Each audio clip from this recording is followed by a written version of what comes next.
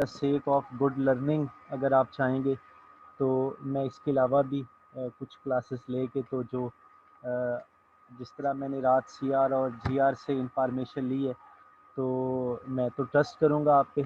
मैं तो नहीं कहूँगा कि आप मुझे डिट्रैक्ट करें या गलत इन्फॉर्म करें। तो आपने मुझे बताया है कि हम इसको स्टैटिस्टिक्स में फर्स्ट 4 चैप्टर्स का नाम देते हैं। आपने डेफिनेशंस पढ़ी, ग्राफिक्स पे कुछ पढ़ा होगा, फिर आपने एवरेज मेजर पढ़े और फिर आपने डिस्पर्शन मेजर पढ़े। तो यानी mean, median, mod, stand deviation, variance, range, वो चीज़ें जो आपने पढ़ी हैं।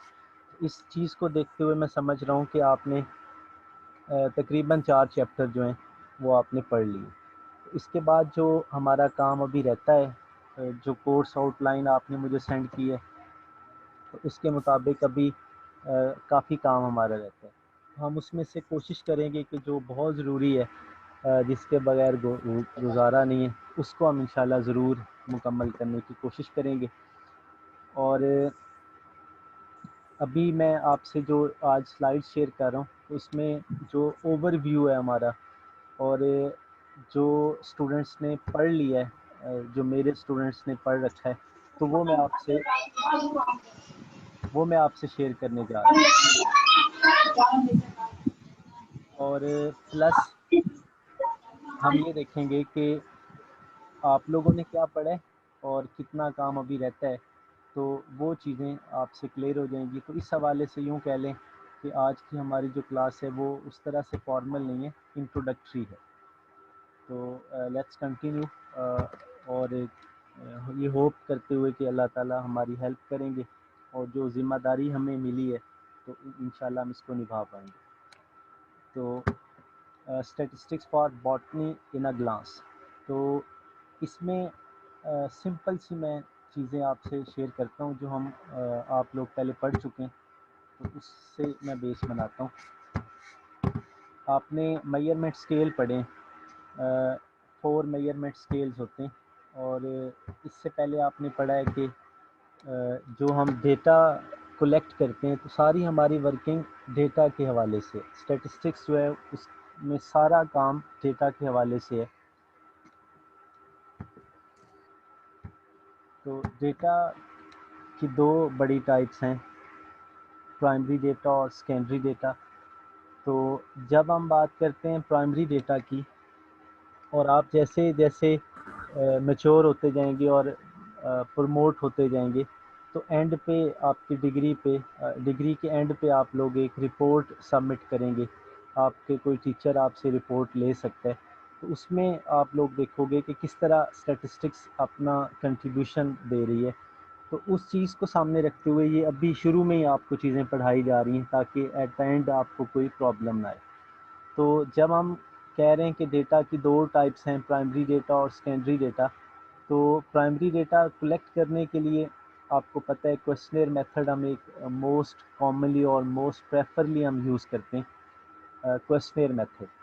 तो उस पर जो पॉसिबल क्वेश्चंस हैं वो आप लिख लेते हैं और फिर आप मार्केट में निकलते हैं, सोसाइटी में जाते हैं और लोगों से आप इंफॉर्मेशन ले लेते हैं। जैसे मैं एक एग्जांपल देता हूँ, सपोज़ करें हम फैसलाबाद में, हमें पता है कि ये इंडस्ट्रियल जोन है और बहुत बड़ा इंडस्ट्रियल हब है। तो इसमें लोग इंडस्ट्री में काम करते हैं और लेबर जो है वो लंग कैंसर का शिकार हो सकती है। तो सपोज़ करें मैं एज अ रिसर्चर फैसलाबाद के अंदर देखना चाहता हूँ risk factors of lung cancer. Suppose ये मेरा स्टडी का पर्पज़ है। तो इस स्टडी को मैं सपोज़ मैं ये अपना स्टडी का प्लान शेयर कर रहा हूँ।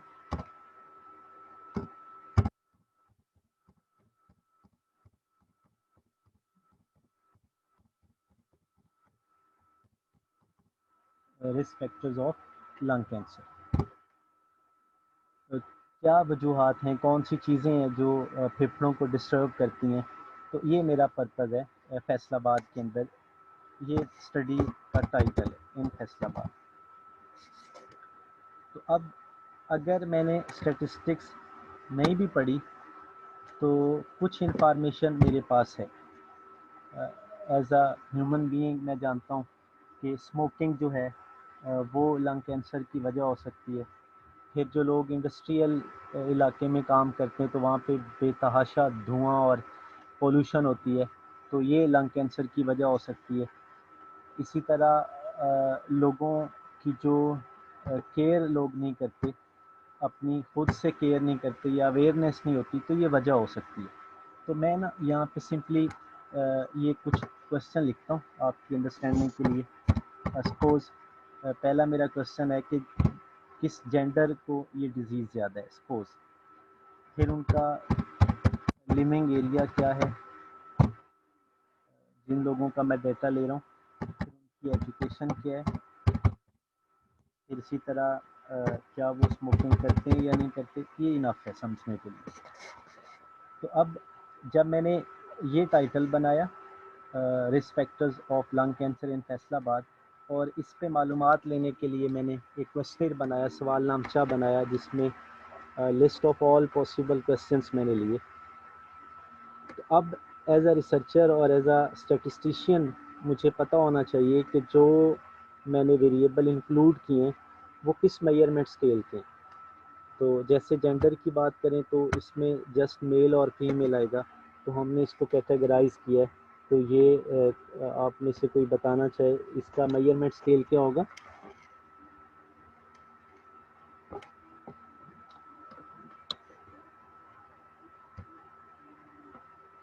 जी आवाज़ आ रही है?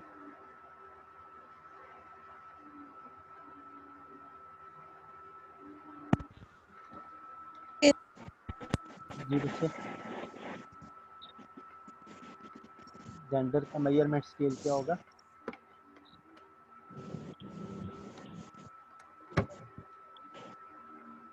सर नॉमिनल स्केल, जिसमें हम नेम देते हैं वेरिएबल्स को। जी वेरी गुड। इसी तरह लिविंग एरिया है तो रूरल और अर्बन है, तो ये भी नॉमिनल स्केल पर है। अच्छा, इसके बाद एजुकेशन है। तो एजुकेशन मैंने ओपनली लोगों से, जो मुझे कोई बताएगा, फॉर एग्जांपल उसकी मैट्रिक है, 10 साल एजुकेशन है, 12 साल एजुकेशन है, 14 साल है, जो नंबर मुझे बताया जाएगा मैं वो लिखता जाऊंगा। तो अब एजुकेशन के लिए आप क्या कहते हैं, इसका क्या मेजरमेंट स्केल है? Ordinal sir. नहीं जी, मैं नंबर बता रहा हूँ ना, नंबर। मैंने बोला 8, 10, 12, 14, 16 इस तरह से। Interval ratio. जी जी जी सही है, मतलब ये क्वांटिटी है और इसको इंटरवल या रेशो स्केल हम लेते हैं। और आपको पता होगा इंटरवल और रेशो स्केल में जो एक कॉमन सा, मैं अब डिटेल तो नहीं ज़ाहिर है आपसे शेयर कर सकता, तो जो थोड़ा सा डिफरेंस है और जो हम ज़्यादा कंसीडर करते हैं वो ज़ीरो नंबर का है।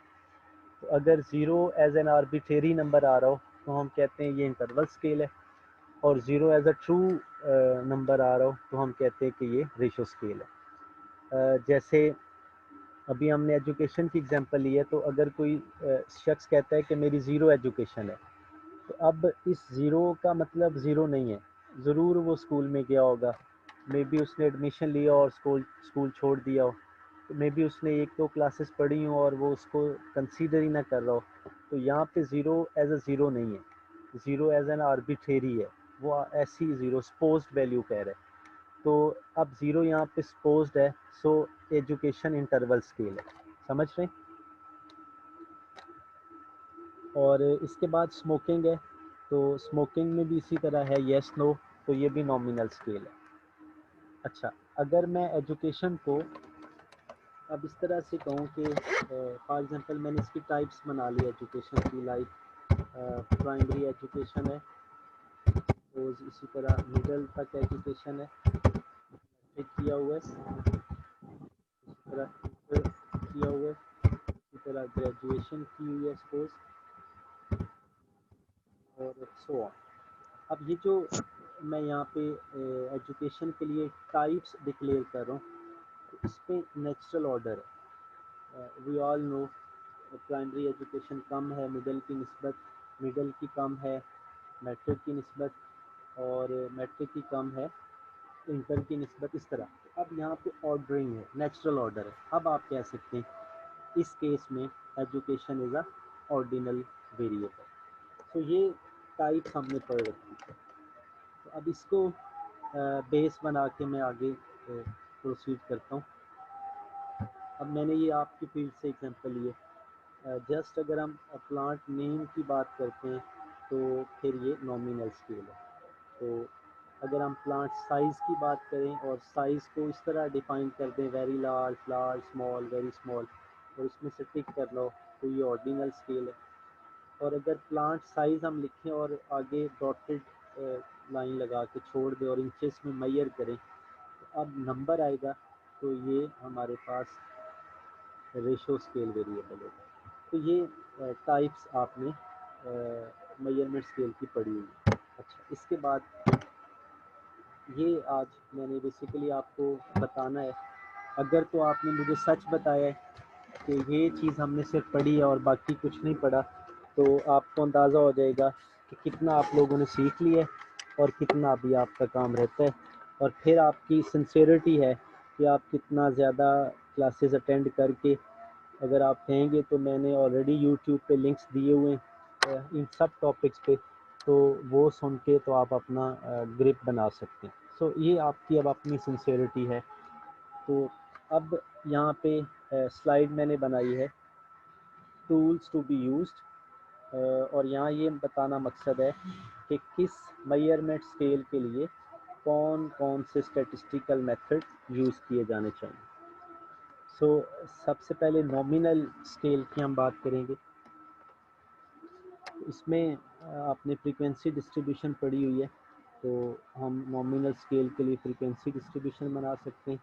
ग्राफिक्स में हम पाई चार्ट बना सकते हैं, और एवरेज फाइंड करने के लिए मीडियन और मॉड हम ले सकते हैं।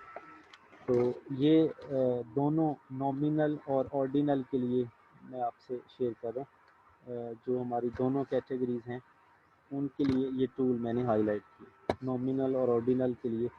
तो मैं होप करता हूँ कि ये चीज़ें आपने पढ़ ली हैं कम इसमें। तो अगर इसमें से कुछ नहीं पढ़ा तो अभी बता दें, जो अभी मैंने बोला है, frequency distribution, pie chart, median, mod.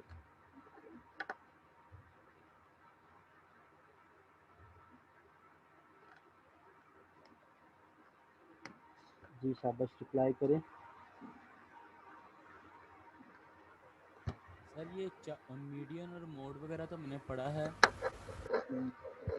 शायद ये हमने नहीं, प्रोपोर्शन टेस्ट वगैरह नहीं, वो ये जो स्क्वायर। जी जी, जो कलर्ड है ना, कलर्ड, तो वो मैंने पढ़ा ही नहीं ना अभी।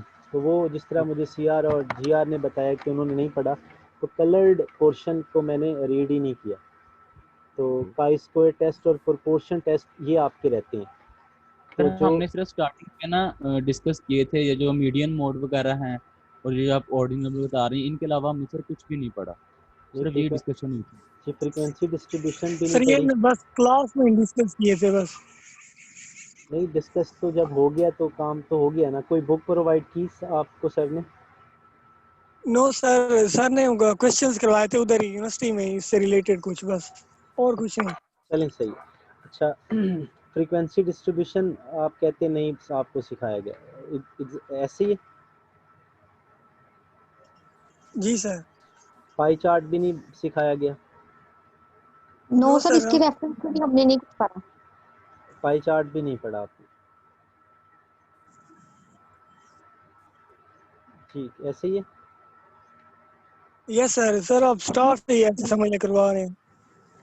अच्छा, इसके बाद ठीक हो गया जी। यानी ये जो मैंने कलर पोर्शन है उसमें मुझे फ्रीक्वेंसी डिस्ट्रीब्यूशन और पाई चार्ट भी ऐड हो गया, मतलब ये भी नहीं पढ़ा। अच्छा, इसके बाद इंटरवल और रेशो स्केल की जब हम बात करेंगे, तो इसमें जो हम टूल यूज़ करते हैं और एप्रोप्रिएट टूल हैं ये, उसमें हिस्टोग्राम हम यूज़ करते हैं ग्राफिकली, एवरेज फाइंड करने के लिए अरिथमेटिक मीन हम यूज़ करते हैं, डिस्पर्शन फाइंड करने के लिए हम स्टैंडर्ड डेविएशन यूज़ करते हैं।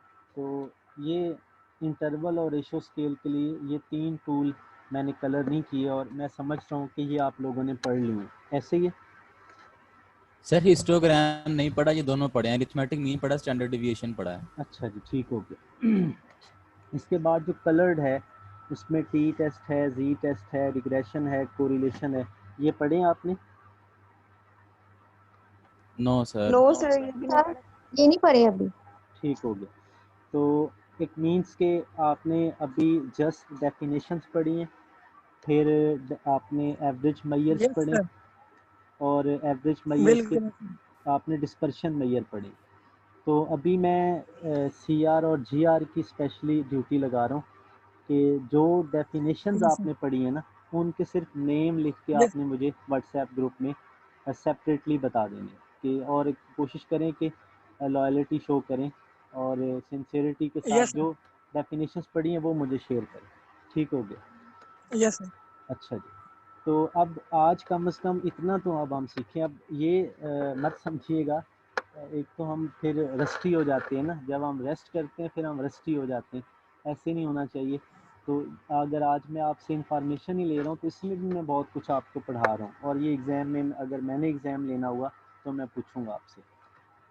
जैसे अगर आपसे ये पूछा जाए शॉर्ट क्वेश्चन कि if we have nominal and ordinal measurement scales then which type of statistical methods we can use, तो ये आपने, भले आपने पढ़ा या नहीं पढ़ा, ये आपने प्रिपेयर कर लेना। ये टूल्स हम यूज़ कर सकते हैं।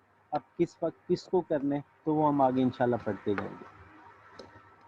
सिमिलरली अगर हमारा डेटा इंटरवल या रेशो स्केल पर है तो we can use these tools, and how we can use, ये अगर आपने पढ़ा हुआ है तो अच्छी बात है, नहीं तो इंशाल्लाह मैं कोशिश करूँगा आपको गाइड कर दूँ इसको।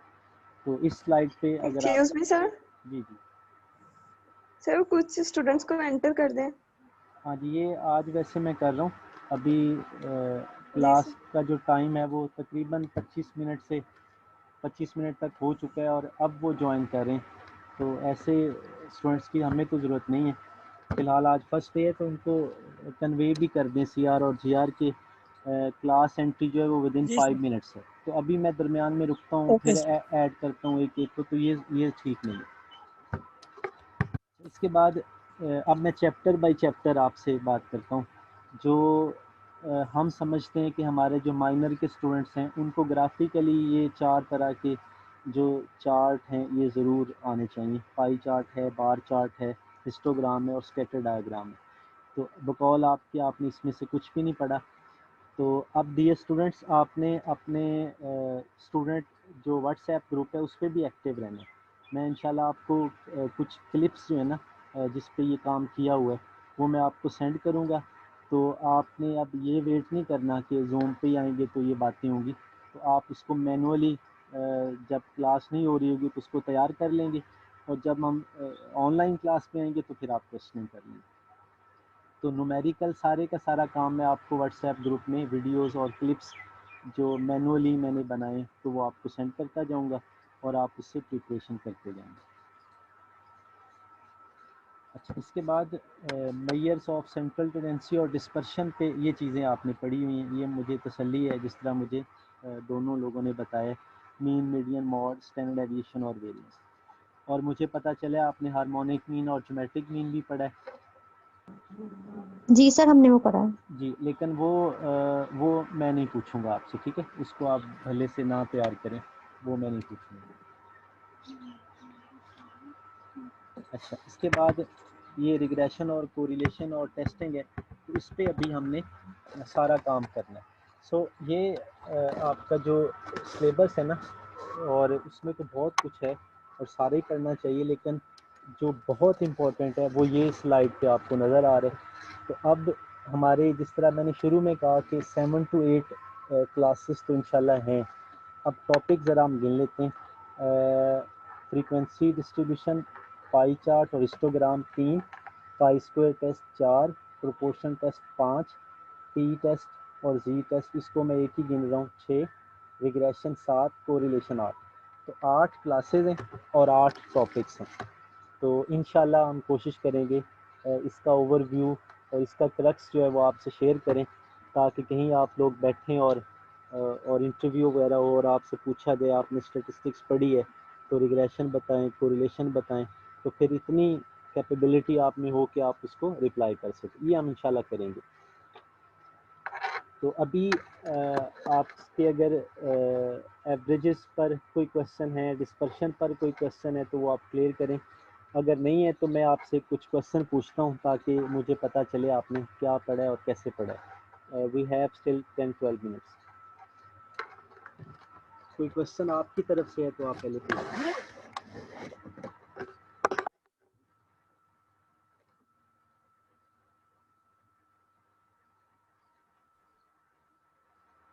सर हम जो इसके प्रैक्टिकल्स हैं सर उनमें हमने क्या करना है सर, क्या होगा उसके अंदर? आपका 3-1 है या 3-1 है आपका? तो ये 4 कैट आपकी क्लास है या 3 की? सर 3-2-1 है। 3-2-1 है। प्रैक्टिकल भी इसमें है। तो आपने किसी सॉफ्टवेयर पे काम किया है, SPSS वगैरह पे या मिनी टैब पे? नो सर, इन दोनों में से कोई नहीं, हमने उस पे किया था एक्सेल पे? आर पे। Are are? पे, सर ने आपको आर पे करवाया? R studio. अच्छा, आपने वहाँ पे क्या क्या परफॉर्म करना सीख लिया? सर वहाँ पर यही हमने मीन मीडियन मोड और बस डिविएशन थोड़ी बहुत सर ने सिखाई थी। सही हो गया। तो आप लोगों ने एक थोड़ी अभी, आई नो कि मैं बहुत कुछ आपसे डिमांड कर रहा हूँ, मजबूरी है। तो अब आपने ये कोशिश करनी है, आप इंटरनेट के ज़रिए ज़रा कोशिश करें कि SPSS सॉफ्टवेयर है, SPSS, उसका कोई भी वर्जन 20, 22, 24 अगर आप डाउनलोड कर सकें तो मुझे ग्रुप में बताएं कि हमने डाउनलोड कर लिया है। तो फिर एक क्लास में आपकी लूँगा, उसको इंस्टॉल कैसे करना है और उस पर मैं सारा काम करवा दूँगा। तो आर पे भी किया जा सकता है। अगर आप आर को कंटिन्यू रखना चाहते हैं तो मैं आर पे ही चलता हूँ। और SPSS थोड़ा जो है वो कमांड बेस्ड है, उस पर हमें वो सारा खुद नहीं याद रखना पड़ेगा कि ये इसकी कमांड है, ये इसकी कमांड है, ऐसे नहीं है। SPSS में थोड़ी इस हवाले से आसानी है कि आप जाएंगे एनालाइज में जाएंगे तो वहाँ लिखा होगा मीन, मीन को क्लिक करेंगे तो आंसर आ जाएगा। तो यहाँ हमें उसका वो कमांड भी याद करना पड़ती है। तो एक तो ये मुझे आपने बताना है कि क्या आप आर के थ्रू ही प्रोसीड करना चाहते हैं या SPSS के ज़रिए। तो वो डाउनलोड कर लेंगे तो फिर हम उस पर चले जाएंगे। ये भी आप लोगों ने काम करना है।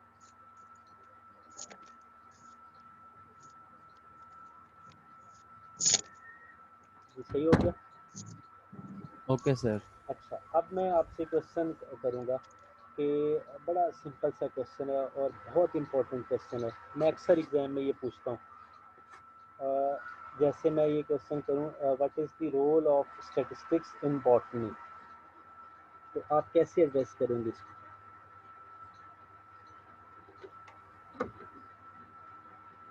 या फिर यूँ statics is used to collect data sets for experiments and also for the calculation of results. सही है। ये तो हो गया ना, मतलब फॉर्मली मैंने क्वेश्चन रेज किया और आपने उसको राइटिंग में ले लिया। मुझे कॉन्सेप्ट बताएं उर्दू में, पंजाबी में। अगर आप दोस्तों में आपस में बैठते हैं और आप कहते हैं यार हम तो बॉटनी के स्टूडेंट्स हैं, हमें ये दरमियान में स्टेटिस्टिक्स ऐसे ही डाल दी गई, तो इस पर आप कैसे कमेंट करते हैं? क्या अब तक 6-7 माह हो चुके हैं आपको इस सब्जेक्ट को लिए हुए, क्या आप एक पैराग्राफ या कुछ 2-3 मिनट इस पर बात कर सकते हैं कि हाँ वाकई इम्पोर्टेंस है? आज कम से कम एक चीज़ मैं आपको देना चाहता हूँ और ये क्वेश्चन है, इस पर आपकी अगर कोई है लर्निंग तो मुझे बताएं। क्या कंट्रीब्यूशन है स्टैटिस्टिक्स का बॉटनी के लिए, आप क्या समझते हैं? सर अगर आप लिटरली पूछें, अगर झूठ ना बोला जाए तो सर हमें सिर्फ डेफिनेशन का पता और हमें इसका इस सब्जेक्ट के बारे में हमें कुछ नहीं पता और ना हमने रिवाइज भी नहीं हुआ और पढ़ा भी कुछ नहीं है सर इस बारे में। मतलब आपके एंड पे मिस्टेक है। ज़ाहिर है अगर टीचर ने आपको डेफिनेशन प्रोवाइड की है, आपको मटेरियल दिया है, मैंने ज़्यादा की तो बात ही नहीं ना की। जो कम जी से जी कम सर सर, बिल्कुल। जो सर ने कम से कम दिया है तो वो आप कहीं अकेले बैठ के थोड़ा सोचते। ज़ाहिर है अब आपका सर, वो लेवल नहीं है, आप कॉलेज के या स्कूल के स्टूडेंट नहीं हैं, you are students of university. तो फिर आप थोड़ा एक्सपोजर लेते हैं कि ये क्यों हमें करवाया जा रहा है। और ठीक है, अगर आप कहते हैं कि हमें प्रोवाइड नहीं किया गया तो आप इंडिपेंडेंट थे, आप गूगल करते, सर्च करते कि ये काम हमें करवाया जा रहा है तो क्यों करवाया जा रहा है। कुछ मैं मतलब इस चीज़ में नहीं जा रहा कि क्यों नहीं पढ़ा, कैसे नहीं पढ़ा। मैं एक वैसे आप देखना चाह रहा हूँ क्या नॉलेज है आपके पास। सारी क्लास सुन रही है कि आप क्या समझते हैं क्यों आपको ये सब्जेक्ट पढ़ाया जा रहा है।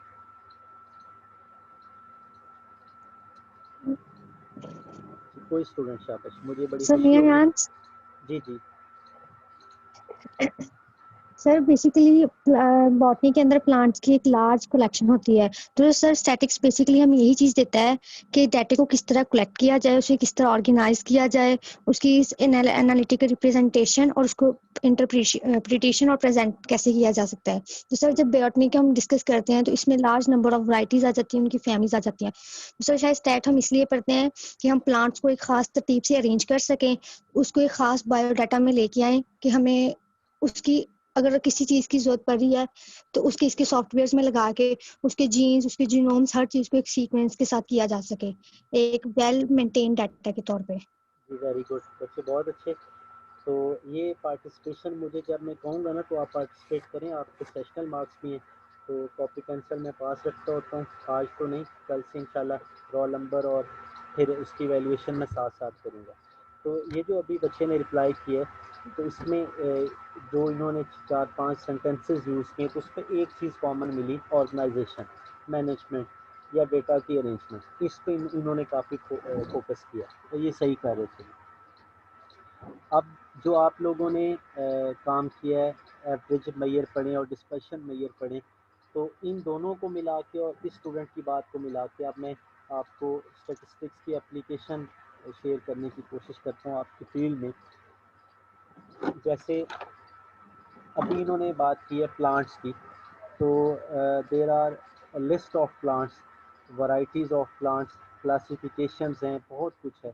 तो जैसे ही हम सपोज बात करते हैं कुछ जड़ी बूटियों की, तो फ़ौरन हमारे जहन में टिपिकल टाइप्स के नेम्स आ जाते हैं और हम समझते हैं कि यहाँ पे इन जड़ी बूटियों का एक ग्रुप है जहाँ से हम मेडिसन वगैरह और इस तरह की चीज़ों को हम ऑब्ज़र्व करते हैं। तो वो एक ग्रुप हो गया जड़ी बूटियों का। इसी तरह हम जंगलात की बात जैसे ही करते हैं तो हमारे जहन में कुछ बड़े बड़े टॉल लेंथी प्लांट्स की बात हमारे इमेजिनेशन में आ जाती है।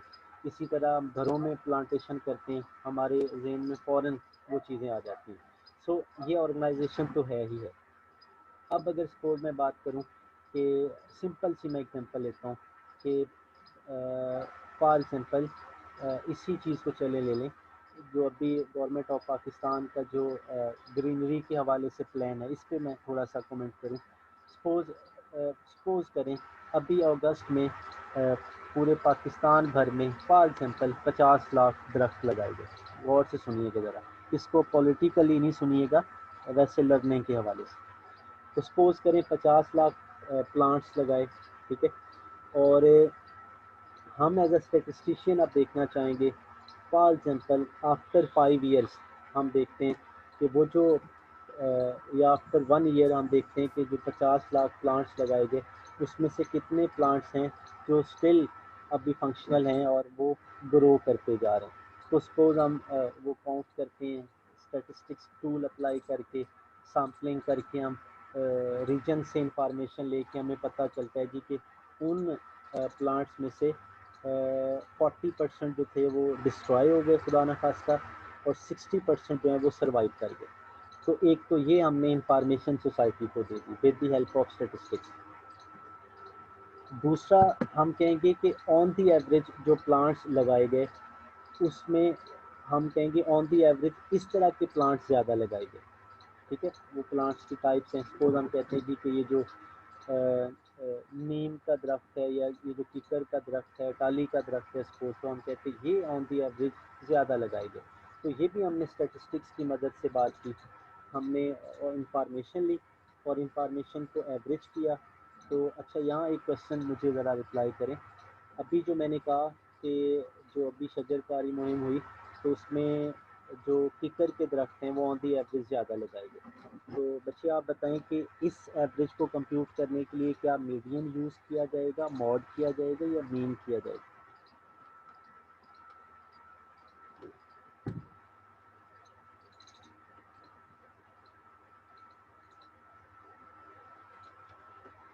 तीनों एवरेज मेजर हैं, ज्योमेट्रिक मीन, हार्मोनिक मीन भी आपने पढ़ा, 5 एवरेज मेजर हैं, पांचों एवरेज देते हैं। तो मैंने आपके सामने सिचुएशन रख दी कि कौन सा दरख्त पाकिस्तान भर में इस साल ऑन दी एवरेज ज़्यादा लगाया गया, तो आप स्टैटिस्टिक्स की मदद से एवरेज निकालेंगे। 5 मैयर हैं, बताएं कौन सा लगाएंगे, सारे ही लगाएंगे या कोई एक लगाएंगे, नाम लें ज़रा।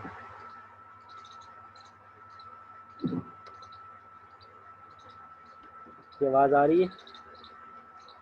हूँ हाँ तो करें ना, 5 मिनट रह गए। ये सर आवाज आ रही। सर आवाज आ रही है। रिप्लाई नहीं है, आंसर नहीं है, ये कहना कुछ तो कहना कि नहीं पता। नहीं पता सर। ठीक है, अच्छा आप देखिए ये स्लाइड आपके सामने, इस पे क्लियरली लिखा हुआ है कि अगर आपका वेरिएबल टाइप नॉमिनल है, जैसे ये देखिए दरख्तों के नाम जस्ट नाम ही है ना, तो ये नॉमिनल स्केल वेरिएबल है। तो अब इस पे एप्रोप्रिएट एवरेज मेजर वो दो मैंने लिखे हैं, मीडियन और मॉड। तो इधर भी मैंने मीडियन और मॉड लिखे। तो मीडियन जो है वो रैंक डेटा के लिए या ऑर्डर डेटा के लिए हम यूज़ करते हैं। तो अगर तो मैं ये कहता कि किस साइज़ का प्लांट ज़्यादा लगाया गया, बड़े साइज़ का, छोटे साइज़ का, दरमियाने साइज़ का, तो फिर एवरेज निकालने के लिए आप कहते हैं कि मीडियन यूज़ करें। ठीक है, अभी जो मैंने क्वेश्चन रेज किया कि कौन सा दरख्त ज़्यादा लगाया गया और उसमें मैंने स्पेशली कीकर का नाम लिया, तो ये काउंट करके हम एवरेज निकालेंगे। फॉर एग्जांपल आप इसका आंसर आप कैसे देंगे, टोटल 50 लाख दरख्त लगाए गए, हमने फॉर एग्जांपल काउंटिंग की और हमें पता चला जी कि 1 लाख जो दरख्त थे वो कीकर के लगाए गए सपोज। तो अब एवरेज निकालने के लिए हम यूज़ करेंगे मोस्ट रिपीटेड वैल्यू है ना मॉड। तो हमने देखा कि कौन सी वैल्यू या कौन सा दरख्त ज़्यादा लगाया गया। सपोज 100 किस्म के दरख्त लगाए गए और उसमें जो मोस्ट कॉमनली दरख्त लगाया गया वो कीकर का था। सो मॉड वैल्यू इज़ कीकर और हमने एवरेज निकाली। सो यहाँ पे इस तरह के डेटा के लिए mode is the preferred average measure. समझ रहे हैं? यस तो हमेशा याद रखें नॉमिनल वेरिएबल की एवरेज निकालने के लिए मॉड यूज़ करते हैं। ये कॉपी पेंसिल होना चाहिए, ये शॉर्ट क्वेश्चंस हैं, एमसीक्यूज़ हैं, इसको ऑलरेडी आपको बताया गया होगा और आप इसको लिखते जाएंगे कि जब भी हमारा नॉमिनल डेटा होगा तो हम कोई भी मेजर लगा सकते हैं, रिज़ल्ट आएगा, लेकिन जो सही रिज़ल्ट आएगा और मोर प्रेफर्ड है वो मॉड है। इसी तरह अगर पूछा जाए ऑर्डर डाटा है, हमारे पास रैंकिंग हुई है, तो एवरेज फाइंड करना है, तो कौन सा मेजर यूज़ करें, कौन सा फार्मूला यूज़ करें, तो आप बताएंगे मीडियन। और अगर आपसे पूछा जाए हमारे पास न्यूमेरिकल डाटा है, क्वांटिटेटिव डाटा है, तो वहाँ हमें एवरेज निकालना है, तो कौन सा मेजर यूज़ करेंगे और बेस्ट रिज़ल्ट आएगा, तो आप बताएंगे अरिथमेटिक मीन। अब नॉमिनल इंटरवल या रेशो स्केल में सपोज मैं कहता हूँ आप प्लांट्स की हाइट की बात करें और बताएं किस प्लांट की एवरेज हाइट जो है वो ज़्यादा है, तो आप मीन यूज़ करेंगे और मीन के ज़रिए आप सभी प्लांट्स की एवरेज निकाल लेंगे। सो ये कम से कम आज मैंने आपको प्रोवाइड किया। अच्छा, दूसरी आखिरी बात मैं बता रहा था, what is the application of statistics in your field of study. तो मैंने कहा कि पाकिस्तान भर में शजरकारी मुहिम हुई और हमने सारे डेटा को ऑर्गेनाइज़ किया। देखें डेफिनेशन की बात करूँ कि statistics is the branch of science which deals with the collection, presentation, analysis and interpretation of the data. तो सबसे पहले हमने पाकिस्तान भर से इंफॉर्मेशन कलेक्ट की कि कितने दरख्त लगे, ये कलेक्शन होगी।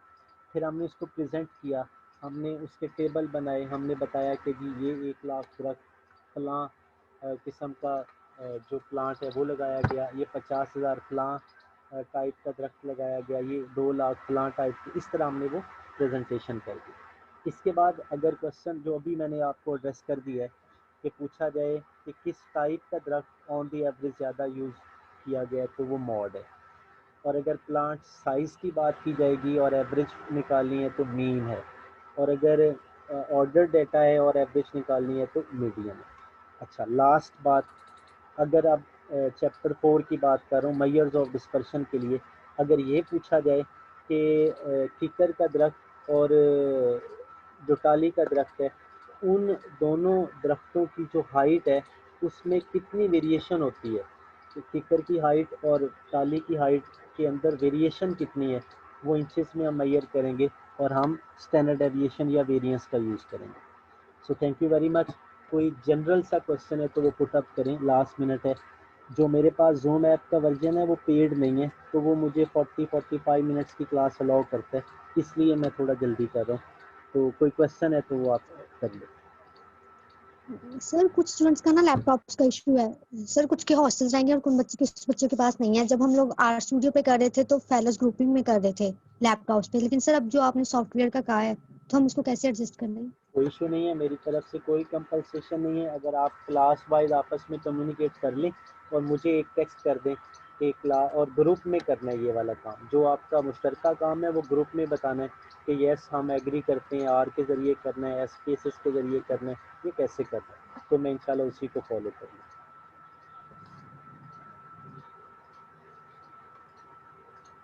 ठीक है जी। Okay sir.